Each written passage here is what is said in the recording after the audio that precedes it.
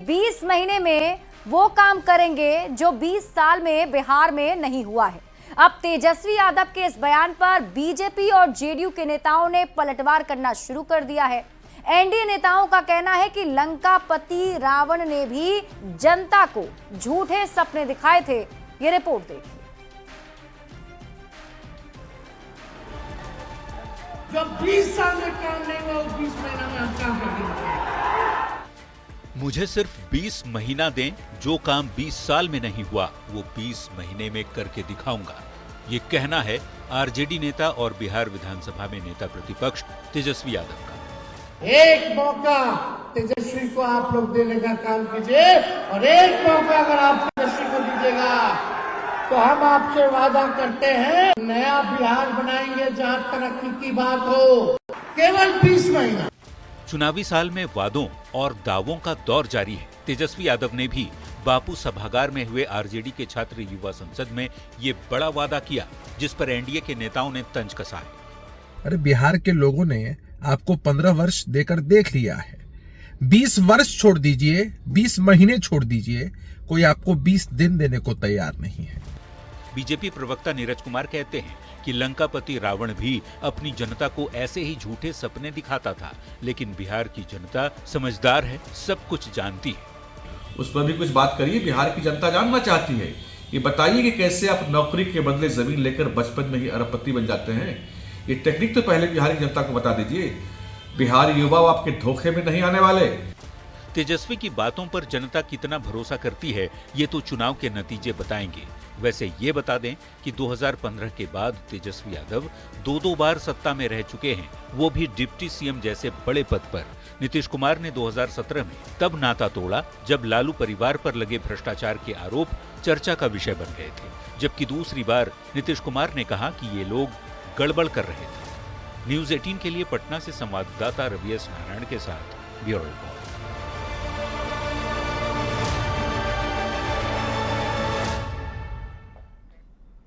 देखिए, बिहार में चुनाव से पहले सीट शेयरिंग का मुद्दा गरमाया हुआ है। एनडीए और महागठबंधन दोनों में से किसी ने भी अब तक सीट शेयरिंग पर अपने पत्ते नहीं खोले हैं, पर महागठबंधन में दावेदारी लगातार जारी है। सूत्रों के हवाले से एक खबर मिल रही है कि कांग्रेस ने तो 90 सीट का दावा पेश कर दिया है, वहीं सीपीआई ने भी 24 सीट की मांग रख दी है। महागठबंधन में जारी इस खींचतान पर सियासत भी तेज हो गई है।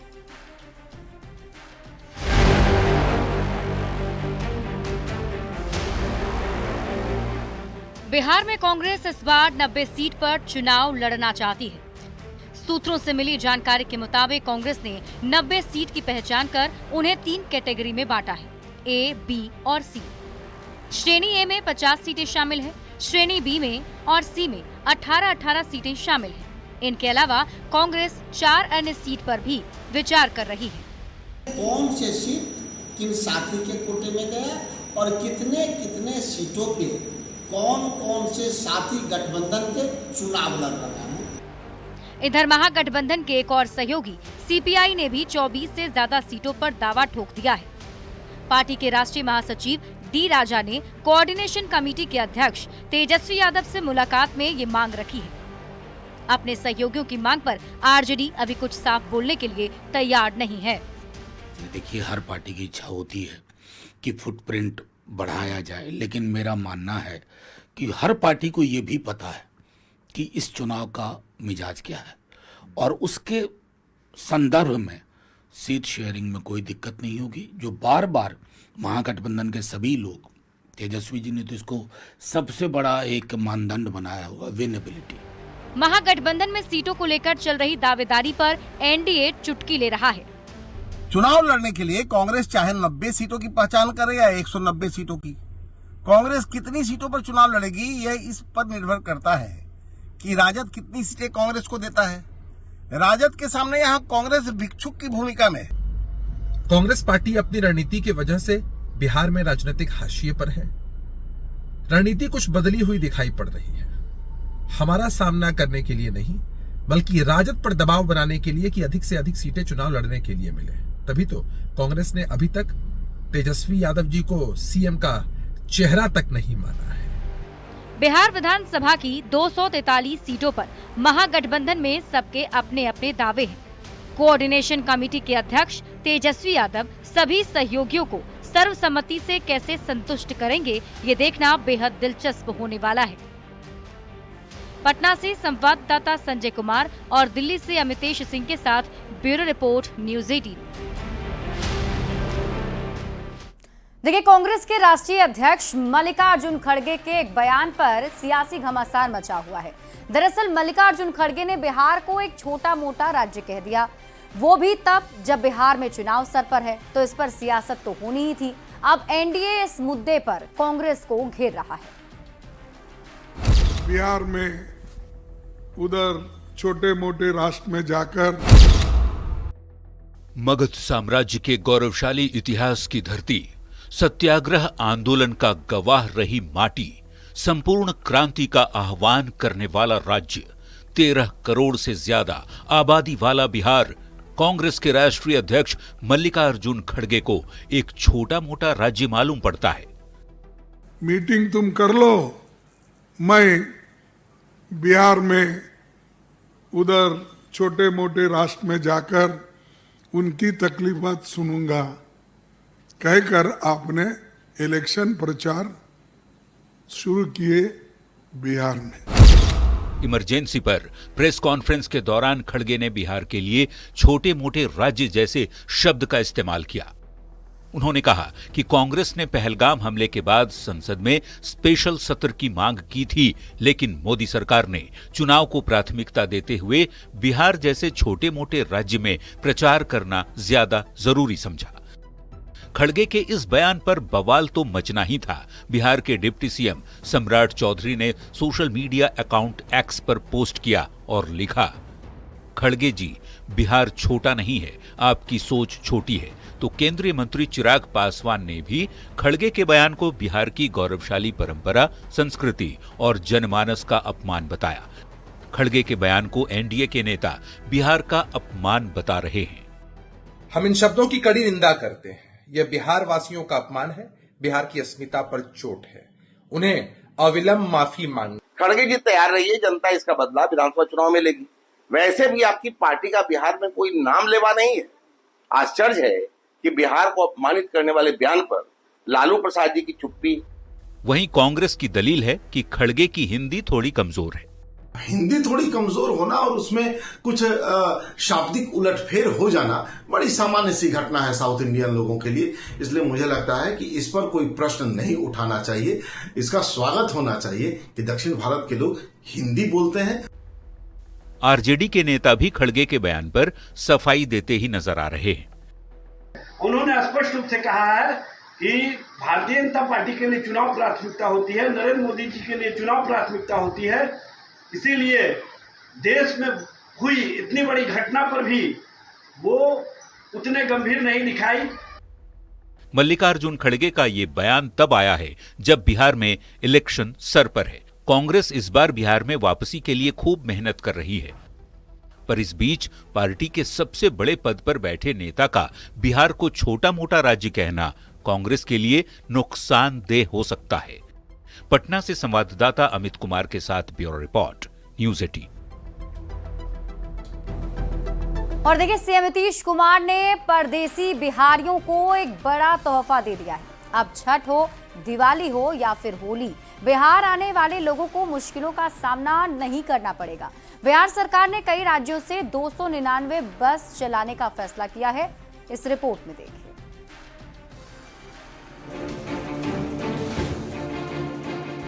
सीएम नीतीश कुमार ने परदेसी बिहारियों को बड़ा तोहफा दिया है।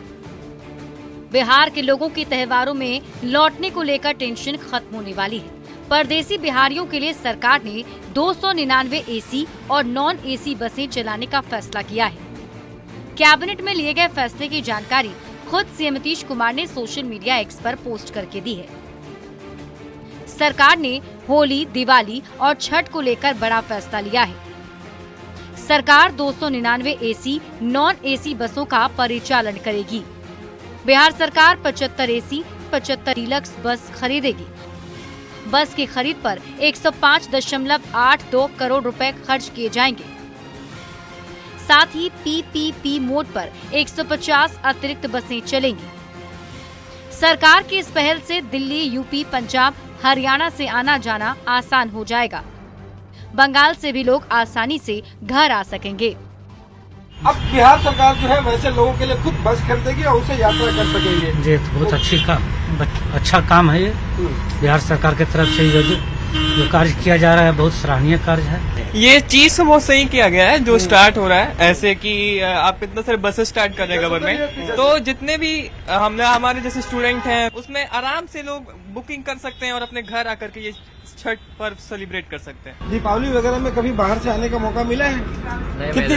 कितनी मुश्किल होती है? भीड़ तो बहुत बढ़ जाती है। अगर एक्स्ट्रा बस चलते तो इससे हम ही लोग का फायदा है कि भीड़ कम रहेगा, सुविधा सबको ज्यादा मिलेगी। तो आने जाने में जो दिक्कतों का सामना करना पड़ता है, कई लोग को रिजर्वेशन नहीं मिलता है, तो उन लोग को कई तरह की परेशानियों से बचने के लिए हम लोगों ने बस की शुरुआत की ताकि आने वाले दिनों में जो पर्व त्योहार में लोग बिहार आना चाहे तो उनको कोई तरह का दिक्कत न हो। वहीं परदेसी बिहारियों को सीएम नीतीश कुमार के तोहफे पर सियासी बयानबाजी तेज हो गई है। विपक्ष ने इसे चुनावी ऐलान बताया है। देखिए, खरीदारी में नीतीश सरकार की रुचि हमेशा से रही है, क्योंकि खरीदारी में मोटा कमीशन आता है तो निश्चित तौर पर अरबों खरबों रुपए की बसें खरीदी जाएंगी। चुनाव सिर पर है, चुनाव के दौरान लोगों को दिल्ली मुंबई से उन बसों से लाया भी जाएगा, लेकिन अगले साल आपको खोजे एक बस नहीं मिलेगी। बिहार सरकार लगातार चुनावी घोषणा कर रही है। ये तो पहले पलायन रोकना चाहिए कि लोग बिहार से बाहर क्यों जा रहे हैं। विपक्ष भले ही इसे चुनावी घोषणा बता रहा हो, लेकिन परदेसी बिहारियों के लिए सीएम नीतीश कुमार के इस फैसले को बड़ा कदम माना जा रहा है। बिहार के लोगों को त्योहार में घर आना किसी जंग जीतने से कम नहीं होता है।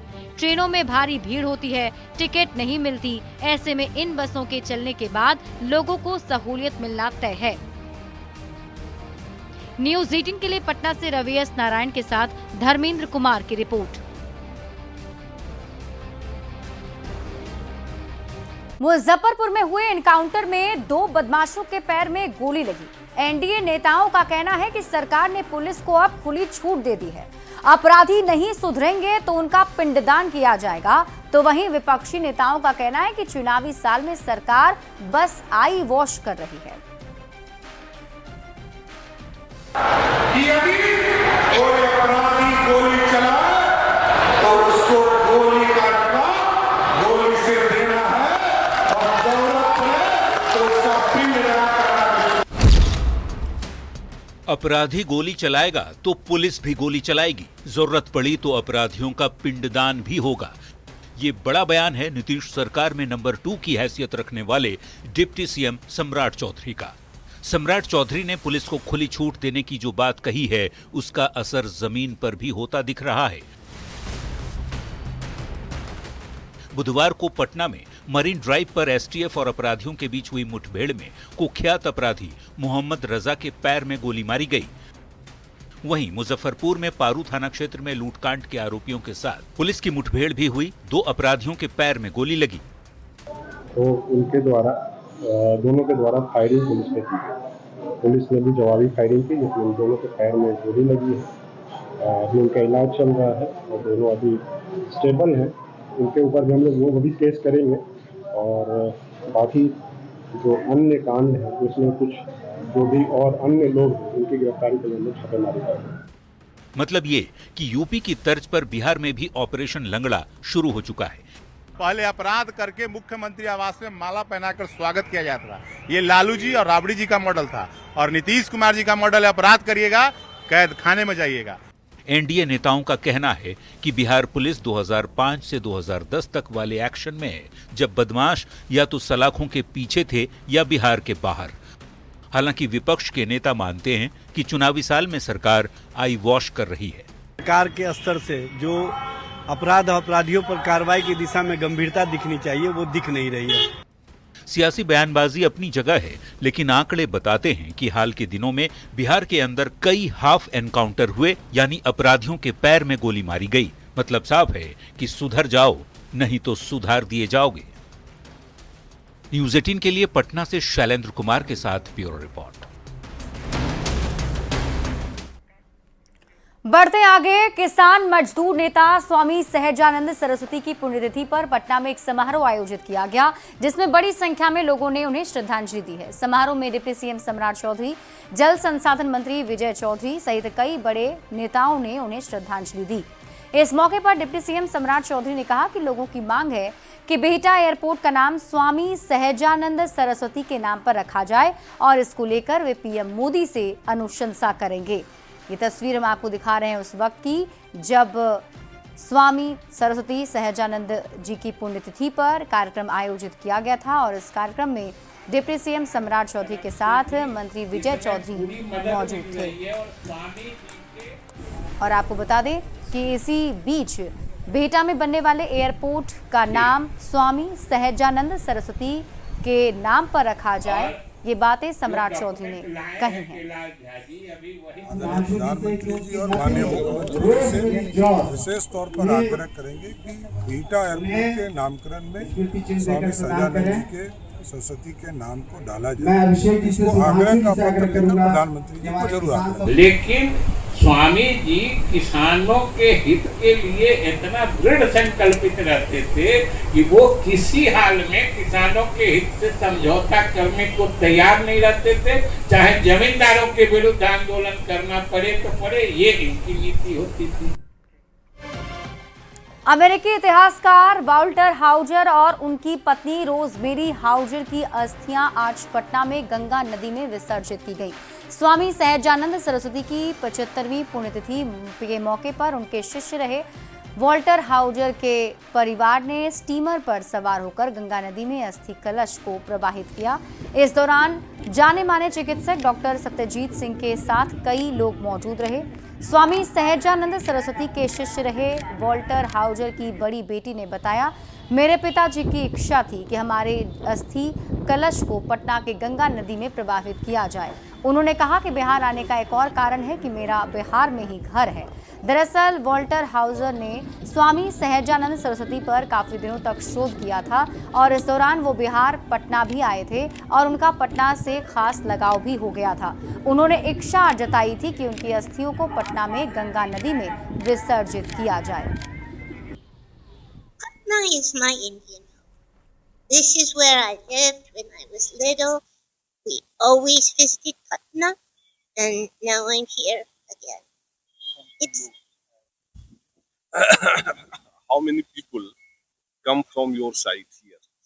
so my brother, his wife, me, my daughter Rosemary, Professor William Pinch, who was a graduate student of my father, Professor Wendy Singer, who was graduate student of my father, and her son Aaron. उस दरमियान जो वो research में स्वामी जी के बारे में जो जाने, तो स्वामी जी से बहुत उनका भावनात्मक एक एकेडमिक का भावनात्मक संबंध हो गया और वो उनके कुछ पुस्तकों को इंग्लिश में अनुवाद किया जो सारे दुनिया में लोग यूनिवर्सिटी में पढ़ते हैं। तो वो वाल्टर हाउजर, उनकी पत्नी जो गर्भवती थी जब पहला बार आए थे, और उनकी बेटी जो आई है शीला हाउजर हमारे साथ अभी है इस नाव पे, उनका जन्म इलाहाबाद में हुआ। तो वाल्टर हाउजर का अंतिम इच्छा थी, वो 93 इयर्स की एज में उनका 4 साल पहले डेथ हुआ, 2 साल पहले उनकी पत्नी का डेथ हुआ, कि मेरा संस्कार, अंतिम संस्कार स्वामी जी के धर्म के अनुसार माने हिंदू धर्म से हो और उनके अस्थि को पटना में गंगा में प्रवाह किया जाए। बढ़ते आगे, पटना में बेलगाम कार सवार ने ट्रैफिक पुलिस कर्मियों को कुचलने की कोशिश की। कार सवार के दुस्साहस का अब सीसीटीवी फुटेज सामने आ गया है और इस घटना के बाद से कई सवाल भी खड़े हो रहे हैं। पटना में बेखौफ कार सवार का दुस्साहस देखिए। राजधानी में एक बार फिर एक कार सवार ने पुलिसकर्मियों को कुचलने की कोशिश की। ये तस्वीरें हैं चितकोहरा इलाके की, जहां 24 जून को एक बार फिर से कार सवार ने ट्रैफिक पुलिसकर्मियों पर गाड़ी चढ़ाने की कोशिश की। इस घटना का सीसीटीवी फुटेज सामने आ गया है। आप तस्वीरों में देख सकते हैं कि पुलिसकर्मी गाड़ी रुकवाने का इशारा करते हैं, फिर गाड़ी के सामने भी आ जाते हैं, लेकिन ड्राइवर को इससे कोई फर्क नहीं पड़ता। वो गाड़ी लेकर भागने की कोशिश करता है। इस घटना में एक पुरुष और एक महिला कांस्टेबल बाल बाल बच गए। कार चालक इसके बाद गर्दनी बाग की तरफ भाग निकला। पुलिस कार चालक की तलाश कर रही है। ट्रैफिक पुलिस की माने तो थार में जो नंबर प्लेट लगा हुआ है वो फर्जी है। पिछले 12 जून को पटना के अटल पथ पर डायल 112 की गाड़ी जब वाहनों की जांच कर रही थी तब एक कार सवार ने पुलिस कर्मियों को कुचल दिया, जिसमें महिला पुलिस कांस्टेबल की मौत हो गई। एक बार फिर कार सवार ने पुलिस कर्मियों को सरेआम कुचलने की कोशिश की। इस घटना से कई सवाल खड़े हो रहे हैं। 48 घंटे के बाद भी आखिरकार सवार क्यों गिरफ्तार नहीं हुआ? पुलिस पर गाड़ी चढ़ाने की कोशिश करने वाली गिरफ्तारी कब होगी? आखिर इन बदमाशों में पुलिस का खौफ क्यों नहीं है? इतनी बड़ी घटना के बाद भी बदमाश फरार कैसे हो गए? घटना के 3 दिन बाद भी बदमाश कहां छिपे? न्यूज़ 18 के लिए पटना से संवाददाता संजय कुमार की रिपोर्ट। और इसी बीच आपको सिवान से बड़ी खबर बताते हैं, जहां ट्रक ने 6 लोगों को कुचल दिया है। हादसे से मैरवा बाजार में भगदड़ मच गई। सभी घायल अस्पताल में भर्ती कराए गए हैं और गुस्साए लोगों ने ट्रक ड्राइवर को पकड़ा है। पुलिस ने ड्राइवर को हिरासत में ले लिया, ट्रक को भी जब्त कर लिया है। मामले की जांच में पुलिस की टीम जुट चुकी है। तो सिवान से आपको बड़ी खबर बता रहे हैं, तस्वीरें आपकी टीवी स्क्रीन पर आपको दिखा रहे हैं। जानकारी के मुताबिक मैरवा बाजार के पास एक ट्रक ने 6 लोगों को कुचला है, जिसके बाद लोग काफी ज्यादा आक्रोशित हो गए। और तस्वीरें आप देखिए जिसमें आपको भीड़ नजर आ रही होगी। इन सभी लोगों ने ट्रक चालक को पकड़ा। हालांकि पुलिस की टीम मौके पर पहुंची, ट्रक चालक को हिरासत में ले लिया गया है और ट्रक भी जब्त कर लिया गया है। पुलिस की टीम पूरे मामले को सुलझाने में जुटी हुई है। 2 तस्वीरें आपकी टीवी स्क्रीन पर आपको दिखा रहे हैं। ये वही ट्रक है जिसके जरिए 6 लोगों को कुचला गया है, जिसके बाद लोग काफी ज्यादा आक्रोशित हो गए। ट्रक चालक को भीड़ ने पकड़ा है। दानापुर के बेटा में पुलिस ने अज्ञात युवक का सिर कटा अधजला शव बरामद किया। सिर कटा अधजला शव मिलने के बाद से इलाके में सनसनी फैल गई। घटनास्थल पर लोगों की भीड़ भी जुट गई। मृतक के पॉकेट से 2 मोबाइल और नशे की शीशी मिली है। आशंका है कि युवक की हत्या कर शव को जलाने की कोशिश की गई। घटना की सूचना पर एफएसएल की टीम मौके पर पहुंची और मामले की जांच में जुट गई है। शव की पहचान अब तक नहीं हो सकी है। एक सड़ी गली अवस्था में अज्ञात शव बरामद हुआ है, जिसका तफ्तीश किया जा रहा है। शव की पहचान अब तक नहीं हो पाई है। शव काफी सड़ी गली, काफी पुरानी दिख रही है। इसे पोस्टमार्टम हेतु भेजा जा रहा है। जांच पश्चात गर्दन कटा, गर्दन अलग है उसकी। गर्दन कटा अलग है, परंतु वो लगता है सड़ने के कारण। और सूत्रों के हवाले से आपको बड़ी खबर बताते हैं, जहां शिक्षकों के ट्रांसफर पोस्टिंग की खबर में एक बड़ा अपडेट सामने आया है। अंतर जिला महिला का 30 जून से पहले ट्रांसफर तय माना जा रहा है। अंतर जिला महिला की लिस्ट म्यूचुअल ट्रांसफर से पहले आएगी और इसकी तैयारी भी शुरू कर दी गई है। लगभग 8000 से ज्यादा टीचर्स का ट्रांसफर होगा। क्लास 6 से 12 तक की महिला शिक्षकों का ट्रांसफर किया जाना है और फिर पुरुष शिक्षकों का भी म्यूचुअल ट्रांसफर होगा। ट्रांसफर में शिकायत के मिले आवेदन पर भी विचार किया जाएगा और ट्रांसफर से संबंधित शिकायतों को दूर भी कर लिया जाएगा। तो बड़ी खबर आपको सूत्रों के हवाले से बता रहे हैं, महिला शिक्षकों का ट्रांसफर अब तय माना जा रहा है। अंतर जिला महिला शिक्षकों का ट्रांसफर कर लिया जाएगा। 30 जून से पहले ये पूरी प्रक्रिया की जाएगी। रोहतास से बड़ी खबर है, जहां दावत के अंचल कार्यालय से निगरानी विभाग ने एक राजस्व कर्मचारी को 18,000 रुपए रिश्वत लेते गिरफ्तार किया है। मामले में एक बिचौलिए को भी गिरफ्तार किया गया। दरअसल एक शख्स को दाखिल खारिज के नाम पर पिछले कई महीनों से दौड़ाया जा रहा था। काम करने के लिए पैसे मांगे जा रहे थे। पीड़ित शख्स ने इसकी शिकायत निगरानी विभाग से की थी, जिसके बाद निगरानी विभाग ने ये कार्रवाई की है। कुमार है सेमरी के, इनके द्वारा अपने ज़मीन की म्यूटेशन के लिए अंचल कार्यालय में आवेदन दिए थे ऑनलाइन, जिसमें ऑनलाइन आवेदन देने के बाद इनके द्वारा कर्मचारी हैं कन्हैया कुमार, उनके द्वारा 18,000 रुपये की मांग की गई थी, जिसकी एक लिखित शिकायत जो है निगरानी अन्वेषण ब्यूरो में की गई और सत्यापन के दौरान सत्य पाए जाने पर आज रेड की कार्रवाई हुई और कन्हैया कुमार तथा उनके एक दलाल सुनील सिंह को 18,000 रुपये रिश्वत लेते हुए गिरफ्तार किया गया है।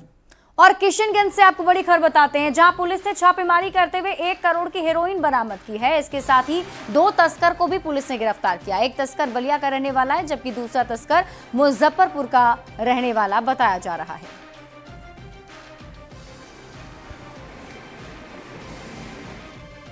खबर जमुई से है, जहां सड़क के किनारे एक बिजली के खंभे में अचानक आग लग गई। घटना खैरा इलाके के बानपुर के पास की है। कुछ ही देर में वो दूसरे खंभे पर जा गिरा और तार से आग का गोला निकलने लगा। इस दौरान वहां अफरा तफरी का माहौल भी बन गया। तस्वीरें आपकी टीवी स्क्रीन पर आपको दिखा रहे हैं उस पोल की जिसमें आग लगी।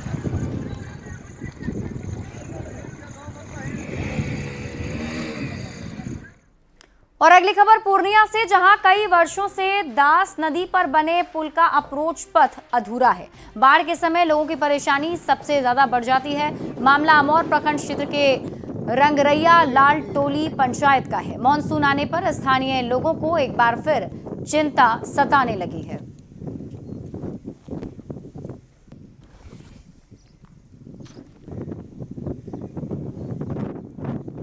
परेशानी है पर मतलब कि बांध रहा है, नहीं बार बार बोले कट रहा है। हम लोग को 2 साल से झेल रहे हैं, फिर भी इस बार कुछ नहीं हुआ। ये कट जाता है हमेशा अप्रोच? हमेशा कटते रहता है। अभी कोई भारी गाड़ी कोई गाड़ी नहीं आता? कोई गाड़ी आना जाना नहीं करता है। थोड़ा बहुत मरम्मत करके हम लोग पाइप सिर्फ लेके जा रहे हैं। कितने की आबादी प्रभावित होती है? इधर लगभग 20,000। जब से बना है तब से ही कटा है? तब से कट रहा है। आने जाने का यही साधन है? हाँ, कटता है, फिर मट्टी देता है, फिर कट जाता है। अस्थायी कोई साधन नहीं? गाड़ी उड़ी नहीं आता? गाड़ी उड़ी नहीं आता है। इसी के साथ अपना बिहार के इस बुलेटिन में अभी के लिए बस इतना ही। आगे देखिए।